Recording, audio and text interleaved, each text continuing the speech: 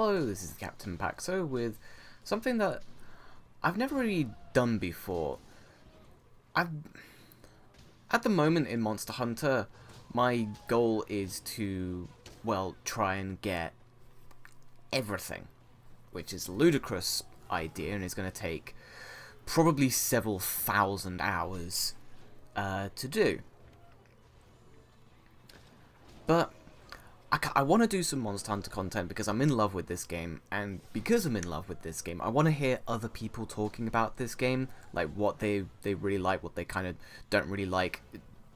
I love listening to people talk about this game who are just as passionate about it as I am, because you know they're going to have something interesting to say. Thing is, there's not too many of those sorts of videos on YouTube. Like, a lot of the videos on YouTube are either tips and tricks, or like weapon guides, or videos that are more about the gameplay than they are the conversation. Not disparaging any of that, by the way, like, that's all really good and entertaining to watch and all that. But when I'm playing Monster Hunter, because I'm fighting a lot of the same monster, and I'm sure a lot of us are, all of us probably is a better, more accurate, but because we're all fighting monsters a lot, at least for me, I like to have something going on in the background, sometimes music, but more often than not, I like to listen to other people talking about the game that I'm playing, because that's just the sort of person that I am. I'm really interested in other people's opinions and all that sort of good stuff. Like I said, there's not really a lot of that on YouTube, so I thought, you know what? Like with the Dark Souls 3, if there's no content on YouTube that you specifically want, make it yourself. So that's what I'm kind of doing, and this is going to be like kind of a roadmap of what I'm doing in Monster Hunter, where I'm at, and what I want to achieve and what I do achieve. So this episode's just gonna be a bit more housekeeping, in the sense that, like, what is this character doing? What are the things that I'm, like, overall trying to accomplish and all that sort of thing. But at some point, there's going to be, I'm hoping to do some just discussions about Monster Hunter just in general, and as opposed to just like, oh hey, this week I'm trying to get like all of the great swords or whatever, and I do that for like 20 minutes, because 20 minutes is a bit of a long time, and there's a lot to talk about in this game, because it's so in depth. It's one of those games that you could probably talk about for the rest of time itself. So that's what to expect in later episodes, but like I said, this one's a bit more housekeeping. What am I trying to do this week? Well, as you can see, I'm fighting Odogoron with the Kulu Lance, because I really like the Lance. The Lance is my current favourite weapon, and I'm wanting to get Lances with high affinity, because I know that you can build towards affinity with your gear, but at the moment I'm not really that far into the game. I mean, I put 100 hours, I'm currently like 130 hours into this save, and 100 of those hours was spent exclusively in low rank. So, you know, taking my sweet ass time, aren't I? So I don't have a lot of gear that will give me a ton of affinity, and with the Lance, I want to do a lot of stuff with Guard and Marathon Runner. You know, I feel like those are the two best skills for a Guard Lance. Obviously, they're not going to be that effective for an Evade Lance, but I'm kind of shit at Evade Lancing, so I'm going for a Guard Lance. And Affinity is kind of like the tertiary skill that I'm going for. So instead of going for it in my armor and losing out on Guard and Marathon Runner in some instances, I've decided to go for it in my weapon, which is why I'm using the Kulu Lance, and also why I'm also going for the Odogoron Lance. Because where I'm at, the Kulu Lance has about 15% affinity, and the Odogoron has 20%, and later on the Kulu gets 20%, or 25%, sorry, and the Odogoron gets 30%, I think. I'm not too sure what the final variants of them are, but that's kind of where I'm at. Just trying to get my lances. But I'm also trying to get some stronger switch axes. And, well, how should I put it? I'm farming Odogoron to get the lances, but I want to have a setup that's really effective against fighting Odogoron, because I'm going to be doing a lot of that. And one of the ways is to, of course, build the armor that it has, because that gives you bleed resist and is a pretty darn good set overall. But another way is to use something that it's weak to, and I can't remember what element it's weak to. I think... No, I'm not even going to pretend like I know what it is. I don't know. I know it's weak to paralysis, though, which is why I'm currently fighting Diablos here, because I do have a Carapace switch axe, or the Baroth switch axe, which uses the paralysis file. And the thing that I need to upgrade it is a Diablos piece. I can't remember specifically what it was, but I needed that to upgrade my paralysis switch axe and fight Odogoron with that. God, Diablos is such an easy fight with the lance. Quite fun as well. Look at it. Oh wow, I actually got hit by that. Damn. He's still stunned though. Blinded or whatever.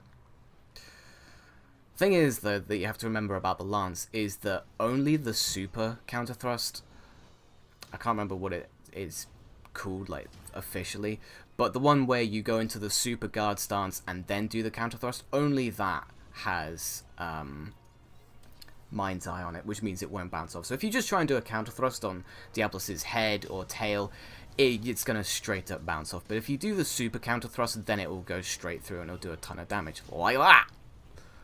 Oof. Very satisfying. And of course you can just straight up block the those digging attacks. Not really too sure what to call them. But yeah. So it's a bit of a roundabout way of doing things, isn't it? It's like, oh, I want to farm Odogoron to get some good lances, but in order to do that, I need to fight, like, Diablos in order to upgrade my weapon to be able to fight Odogoron. It's a very roundabout way of doing things, but it's fun. It gives me an excuse to fight Diablos as I cut off his tail. Hit me. Hit me. Oh, what's he doing? I don't know. I think one of the most satisfying things you can possibly do with the lance is to counter thrust the roar. Because if you don't know, if you have enough guard, or you go into the super guard, you can straight up block the a monster's roar and counter thrust it. It's so satisfying because the roar, I find, can be quite unpredictable. It's not too unpredictable when you first encounter it, because of course every single time you pick a fight with a monster, they roar, but then sometimes they'll roar again, sometimes they roar intermittently, and as soon as you add more monsters, I'm gonna get whacked here, ooh, managed to guard it, but as soon as you add more monsters to the fray, it just gets more and more chaotic, and they start roaring at each other back and forth constantly, and it can become very difficult to know when they're going to roar, but if you can get it off, it is incredibly satisfying. That was pretty risky. Chasing down Diablos as it burrows under the ground. There we go. I got the block on the Diablos roar. I think Diablos' roar is stronger than most other monsters because I couldn't counter thrust that. Most of the time I can. But what comes with the nature of trying to get everything, like every variant of every weapon and every piece of armor, both low and high rank, as well as all the Palico gear, again, both low and high rank, you end up browsing the menus a lot, which is what this is, you know. I'm like, oh, hey, I can make the Radoban greatsword. Let's do that. Lots of menus. But it's all good, you know, it's part of the game. It's kind of a... Would it be an excuse? If I'm like, you know what, I just want to try and get everything. It is kind of an excuse to play more, you know. Gives you a reason to fight certain monsters more than you otherwise would. But later on, I think it's going to start to get really frustrating because I'm going to have to get like 14 gems. I mean, even just the Odogoron gems. Like, I need a gem to get the Alpha armor, I think. I need another gem to get the Lance, the Odogoron Lance maxed out. And I'm probably going to need a bunch of other gems for all of the... Well, I'm definitely going to need a bunch of other gems for all of the other Odogoron skill trees, or weapon trees, I should say. So, you know, it's going to take time.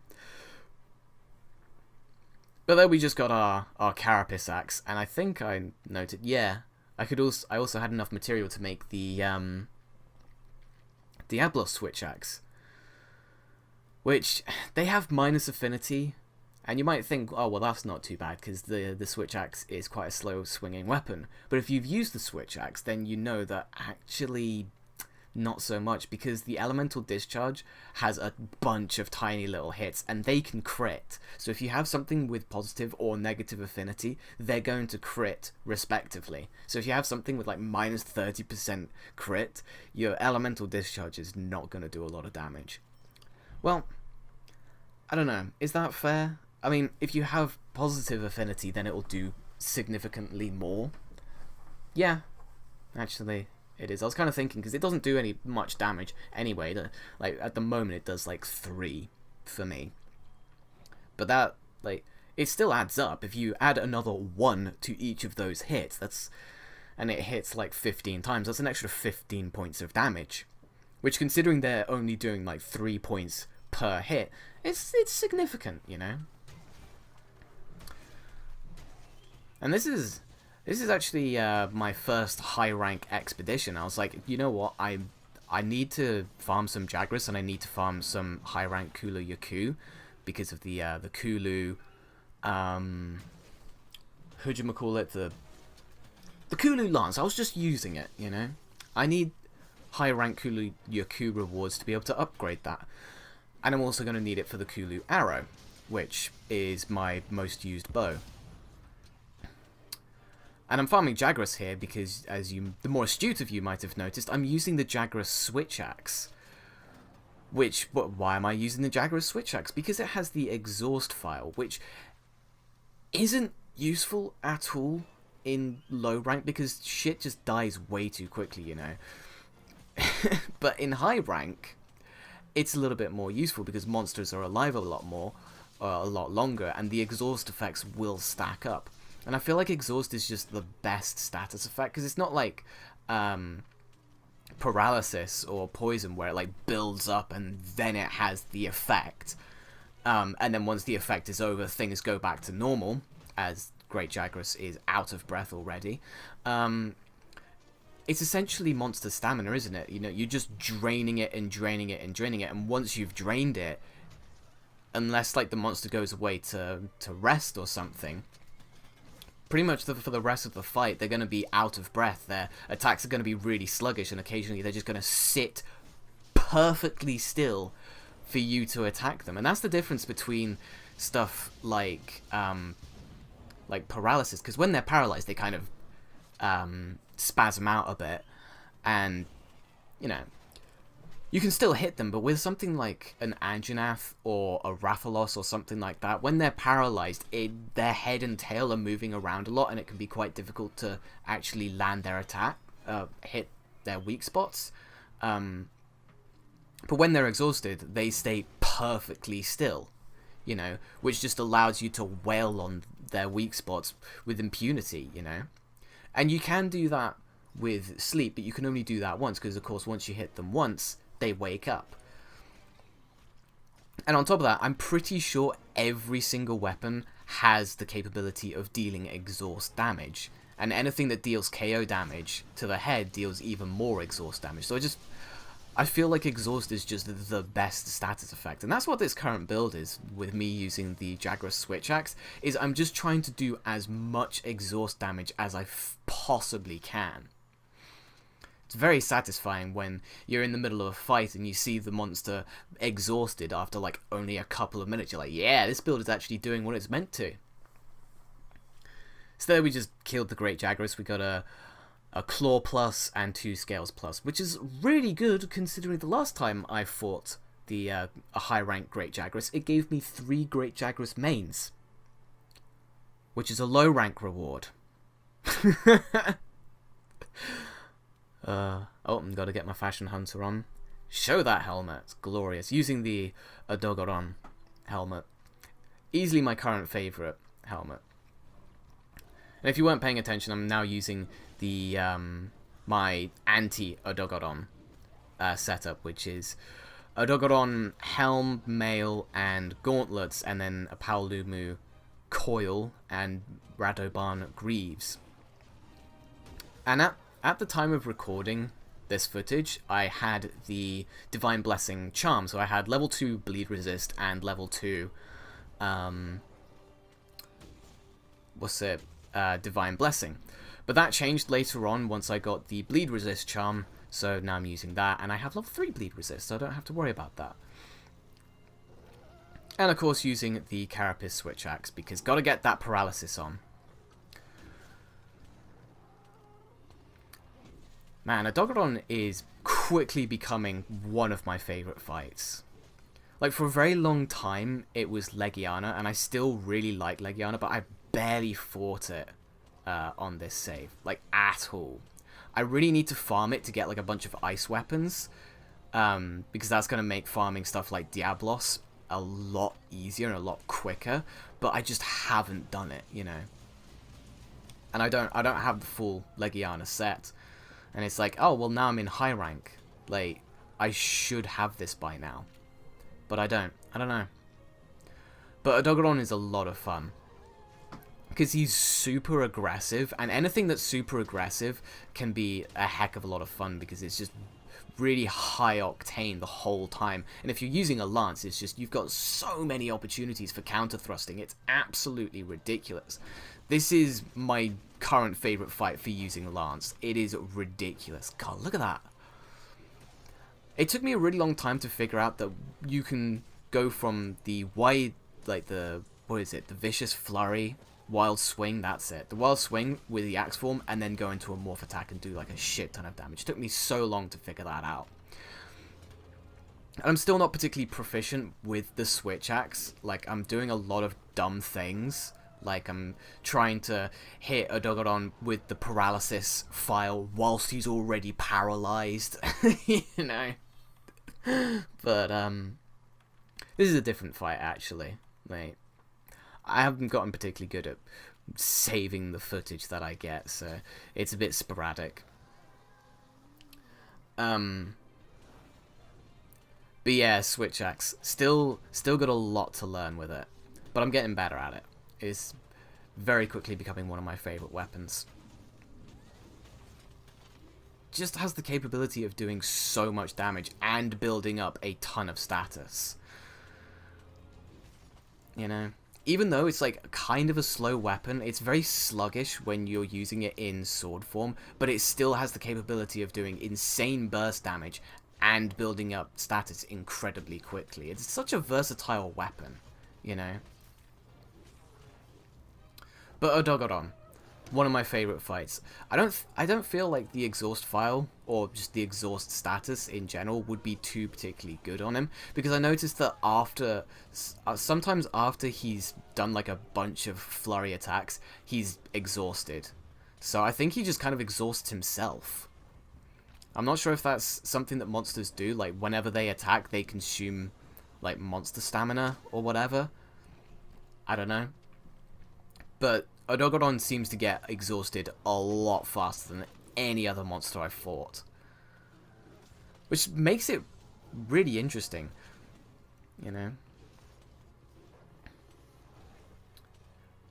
But as with fighting any monster, after a while of like continuously farming it, you do begin to get kind of proficient in what its tells are, how its moves attack, and all of that sort of good stuff. And you start becoming very good at avoiding all the attacks. Except for when you're trying to pick up shinies. Got a Fang though, I need those. They are... I can't remember what I need them for, but I definitely need them, and they're one of the rarer parts of Odogodon. Or is it the claw that I need? Am I confusing Odogodon with Anjanath? Because I definitely need Anjanath fangs, and they're one of the more annoying parts to get. Speaking of Anjanath, actually, I went on a multiplayer investigation with a group of people, someone who did like an SOS flare. The fight lasted for like 2 minutes. It was fucking boring as shit. Like, I brought my exhaust switch axe because I'm a schmuck, thinking like, yeah, this is gonna really help. It died in 2 minutes, and I went, oh, well, that was... You know, that was something. But that's definitely not gonna happen in high rank, and that's something I'm really looking forward to with high rank. Is the fact that monster fights will just last a lot longer. Look at him, he's exhausted again. He exhausts so quickly. I feel like even in high rank, there's going to be absolutely no point to bring in the, like, anything that deals exhaust damage, because he's just going to exhaust himself. I don't know. But anyway. Yeah, this fight is really cool. Not doing a particularly good job of actually getting the tail off, which would be... Oh, that, as I say that, it pops straight off. And using the retreat attacks, because that's one of the things about the switch axe, is it's actually pretty good at retreating. Like, just using the fade step, you can use it to avoid attacks. It doesn't happen too often, and you have to really know what the monster's attacks are, but you can do it. But that's me catching Odogodon, because it was a capture investigation. That's pretty much all I got up to this week in Monster Hunter, just trying to farm Odogodon for his parts to make some weapons and all that sort of good stuff. This is a proof of concept, so there'll definitely be more of this in the future, and there will be of varying lengths depending on how interesting my week in Monster Hunter was. So thank you very much for watching, and I'll catch you next time.